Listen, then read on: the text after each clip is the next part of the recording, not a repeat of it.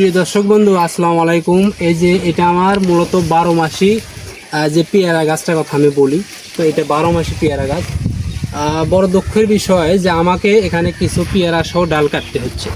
তো কেন কাটতে হচ্ছে? তো মূলত এটা যে ট্যাঙ্কি যেটা আমাদের বাসায় বলি ট্যাঙ্কি। তো এখানে যে কিছু ডালপালা এত বেশি হয়েছে যে এই যে আপনার দেখেন পেয়ারার ভরে এই যে পেয়ারা, এই যে কত পেয়ারা এর ভরে ডালগুলো হেলে এই ট্যাঙ্কির উপরে পড়ে আছে। তো সতর্কতার মান নেই। তো আমি সেই জন্য কিন্তু এই যে পেয়ারা সহ কিছু ডালপালা আমি কেটে দিচ্ছি। তো মূলত পেয়ারাটা এত ভালো, এত সুস্বাদু মিষ্টি, তো আপনাদের না খাওয়াতে পারলে আপনারা বিশ্বাস করবেন না। তো এই যে আমি এই যে কেন বলে দেন ভাই, বাদর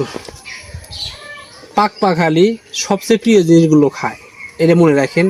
যে খাবারটা আমি না পাই সেই খাবারটা কিন্তু বাদর খায়। বাদর পাখালি এরা সবসময়ের জন্য চায় যে ভালো খাবার যেটা একটু ভালো মনে হয় পাকা বাবারা এসে খেয়ে যায়।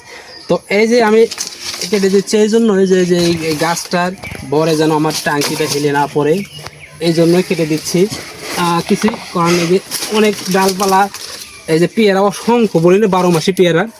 তো 12 মাসি পেয়ারার একটা বড় গুণ হলো যে একটি পেয়ারা খাবেন আরেকটি আসবে, এই যে আরেকটি বড় হবে, আরেকটি জ্বর আসবে, এই যে দেখেন।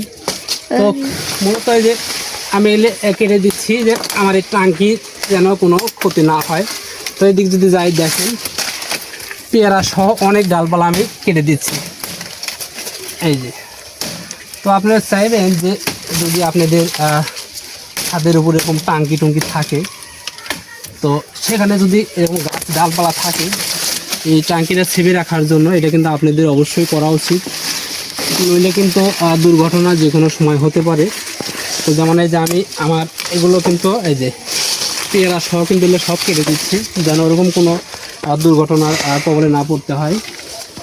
এই যে এগুলো কিন্তু আমি কেটে দিচ্ছি, নাহলে তো 100 মতো অলরেডি দেখেন, কমপক্ষে 100 বেশি হবে পেয়ারা সহ কিন্তু আমি কেটে দিলাম। 100 কমপক্ষে 100 বেশি হবে পেয়ারা।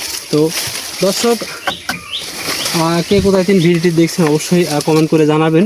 আর আমি চাইবো যে আমার যতগুলো বাগান রয়েছে, পেয়ারা বলুন, লেবু, আপেল, কুল, বড়ই, কলা, তো আপনাদের চাইলে কিন্তু আমি আপনাদের সবাইকে একটি করে গাছ দিয়ে আপনাদের সাথে থাকতে চাই। তো ধন্যবাদ জানাচ্ছি। আসসালামু আলাইকুম রহমতুল্লাহি ওয়া বারাকাতুহু।